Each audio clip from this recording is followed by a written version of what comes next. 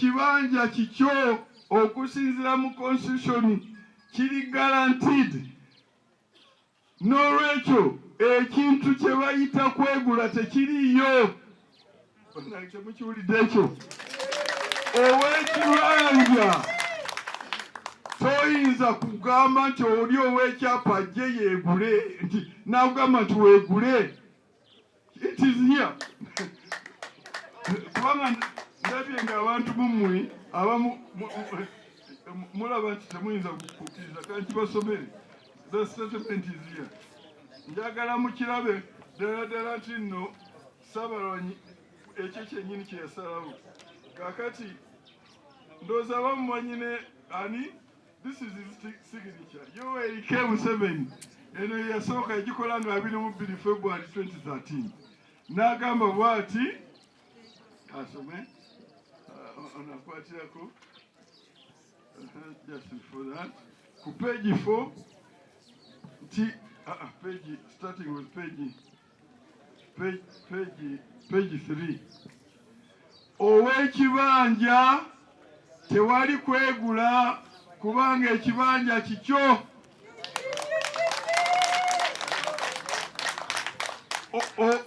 Ekyokubiri, ow'ekyapa tajjanga kuwa ekibanja n'akugamba nti ekibanja kyo kinene kulekeddeko ka portion kayiikeemu naye nkukoleddeko ekyapa. Obwo bubbi bwennyini. Kyokka oli wa ddembe okutunda ng'oyagadde ekibanja kyo kubanga oli wa ddembe okutunda ekikyo. Willing buyer, willing seller. Kati n'agamba nti kyokka ow'ekibanja oyo gwagambyeko nti kikyo teweegula tewoba akusalako nti akuwako akaapo ate akugambe nti akuwa akaapa kaaki.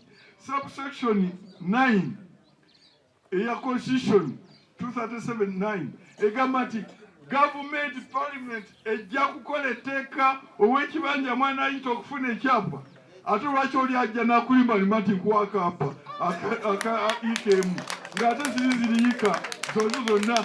Etteeka Ssaabalawanyi ajja direeta essaawa yonna eri waabwe buli wa kibanja okufuna mwekiri mu Constitution. Newankubadde nga bamulwanyisiza naye ekintu yakisiba dda mu Constitution. Mwabasoma mugende mubikkule Constitution 237 sub article 9. Parliament ejja kukola etteeka. N'ekyo kwe kugamba mu director nti togamba nti olina yiika nnyingi 8 kankukola ekyapa kya yiikeemu mujje obulala omusanvu tugututte oyo mubbi mumukwate temwenyooma. Wali ab'ebbombo juzi nagenda nga kitaka abagoba bonna ne mbagamba nti mmwe mwabanubbi mwegatta n'Abaganda ne mulwanyisa Kabalega ne mumukuba ne mumukwata kakati mwe mwafuna ki? Bannammwe bali baafuna mwe mwafuna ki? Nti ate baatugamba tugende wano ebbombo tubeere wano ku ttaka lya Kisingiri. Ne mbagamba tewali ajja bakwatako pulezidenti yalagidde dda. Ne mbagamba timwekolemu omulimu. Bwe muwulira nnyo buli muntu agw'efirimbi. Bwe muwa yajja akwata buli muntu akwate efirimbi agigobe. Kati bonna bampise nno byonna tujja kgenda. Bampise okuneebaza tewali yali azzeeyo kubakwatako. Nammwe temwenyooma bonna buli kiseera nze muntamye n'okujja mu ofiisi bangobi kaakati bagiye ebintu byange gwe lwina line profesa. Kaakati mu Constitution muli kyawa President obuyinza bonna obw'eggwanga birina wano. Akawairo 9 kagamba nti President ye nannyini buyinza bwonna. Mu kiseera kino President oyo Yoweri Kaguta Museveni. Akawairo akalala akaddako katudde kagamba nti ye yassa Constitution eno mu operation. N'olwekyo President yenna kyalagira kiba kiteeka. Kati akali akawairo akalala akabbiri ne kakugamba nti ekintu kyonna bwe kiba nga kizze oba kalombolombo oba kaki nga kakokontana ne article yonna ya constitution eno kaba kafu. N'olwekyo kube nti siwadde busuulu, n'olwekyo kankugobe, ekyo kikontana n'eri garanti eyakukibanja nase constitutional garanti. N'olwekyo tekisoboka abantu ne bagenda mu kooti nti fune kooti order olw'okuba emyaka 3 giwaddeyo nga tasasudde. Kooti order ye baafu. Kati president kwe kuyisa ebintu bino directives zirina wano naye ngenda kuzoogera butereevu kubanga nzoogedde emirundi mingi yonna naye bwe mbeera nga waliwo adawutinga nga nkajjawo nga nkasoma ne bibino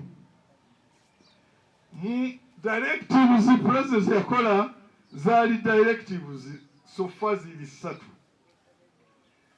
Emu yagikola nga 22 August 2013 era yali lwakikutuula n'agifulumya. Endala yagikola nga 2019 I think 29 July era yali ku kiwandiiko kyeyawandiikira Betty Kamya eyali minister wa lands at that time ng'amulambukira.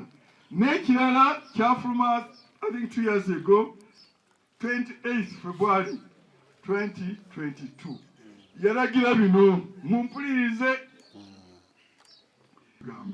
Ne kati abasigadde ffe tuliwa ab'ebyapa kubanga owa public land ali covered. Muzeeyi Museveni ekyo yakigusa n'abatanaba kusaba byapa bali protected section nkibagambye. Kakati ate ab'ebibanja abasinga obungi ow'ekibanja mpuliriza very carefully oluvannyuma nja kubasomera directive za president. Ow'ekibanja President Museveni ali ku mayiro. President Museveni bwe yajja ab'emayiro bangi bamutuukira kubanga era be balina ssente. Bwe batuuka mu constituent assembly ga be basingayo ndowooza temwali babibanja n'akamu. Baali bannanyini b'amataka ne bagamba abantu ne bagamba president nti komyawo mayiro yaffe. President nakkiriza mayiro n'ekomawo. Ne bagamba president nti kati nga bw'okomyewo ab'ebibanja ffe tobafaako ffe tujja kubalekera. President n'agaana n'agamba ate oba abazungu abawa bajjajjammwe ettaka ery'obwereere tebabalekera naye bakola busuulu anivujjolo. Ne bagamba nti etteeka lya busuulu asalibwawo gavumenti. Ate ye president yali yagala kumugirawo ddala naye mwabaaliwo mu kiseera ekyo nze nali sinakomawo mu Uganda waliwo okusika omuga wakati w'ab'Emmengo nga baagala federo baagala ettaka baagala obwakabaka ye nga asika mugwa lw'abantu. Ni abamantu mumanyi bulijjo muli banafu amaloboozi gali nga gayitiridde. N'agamba nti naye kale ettaka ndikomezaawo erya mayiro ery'ekyapa naye kye sijja kukkiriza nti mwe munaatuula eri ne musalawo mmwe busuulu. Era ngenda nakuzzaawo etteeka erikuuma eby'ebibanja ku bibanja byabwe. Era president yawangula. Soma constitution akawayiro nzirina wano naye olw'ebiseera mwabawandika muwandiike. Akawayiro 237 sub article 8 kagamba nti gwe ow'ekyapa kibe ekyapa kyo kya mayiro kibe kya freehold kibe kya leasehold. Ku kyapa ekyo kuliko ow'ekibanja. Ow'ekibanja oyo tajja gakwatibwangako n'akamu. Kaakati awo njagala okubasekera ennyo singa nina ebiseera nandibitadde wansi wano ne mbasekerera. Mwab'ebibanja constitution musajja najja ng'akuba emmundu n'akuba emmundu n'atula n'abasajja abagagga bonna bavudde eri ne bagamba nti ab'ebibanja tujja n'agaana n'agamba nti no district ze zijja okusalawo obusuulu. n'agamba tebajja kukwatibwako kyokka ne mujja wano ne mugamba nti waliwo atugoba ku kibanja. Ani abagoba ku kikyo? Nze nzije wano nyambadde engatto yange, ani aginzijamu kati nesimukuba tteke? Yes. Oli bw'ojja okutwalako engatto yange olowooza ngenda wali ku poliisi nga mpaaba. Nedda, oyo mukuba tteke. Self defense, constitution ekuwa okulwanako. That's number one. Number two. Ng'omugati bannange muleke mufiireko ngono ali waseka nti omusajja azita abalirwana be bayamba. Naye mwe muli omusajja najja ku kibanja ekikyo, constitution ekugambye nti you are protected. President awadde ebiragiro nga mwe muddaawo mugamba nti ate ow'ekibanja atangobye kakati atugobye wali. No. Mulabe ekiddirira president yalagira. Page what? This page here. President yagamba bonna anybody found engaged in evictions be prosecuted according to the law. Obuti yenna asangibwa ng'agoba abantu ku kibanja ku ttaka bakwatibwe bavunaanibwe. Era wano ngabo ambassador ensonga yo teriimu kubanga najja nenangirira bino nabyogera. Ow'ekibanja tolina kwegayirira muntu yenna nti jangu wano. Tolina kintu kyonna kyolina kukola ku wattaka. Owattaka ow'ekyapa does not concern you. Mwakule mutyamu abantu. Ekibanja kikyo. Ow'ekyapa alina kapapula bwe kati. Gw'oli mu possession. Ate kati ogenda oti n'ogamba nti bali tebaliiwo. No. Bayibuli egamba nti obwakabaka bwa Katonda bukwatibwa n'amaanyi. Naawe babuyingira n'amaanyi. Oba tuli mu era y'amateeka sebo RDC DPC. Tulina ambassador mulamba wati tumwenyumirizaamu n'enzija emirundi 2 n'ennange yate ekibanja kikyo kati mwe ne mudda okwegayirira ow'ekyapa.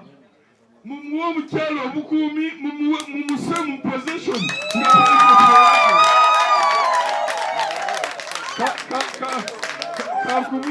Kankulage nga kisinabagenda maaso waliwo amateeka agakafuluma ennaku zino. Kooti efulumiza amateeka agasanyusiza. Ntera okubavuma.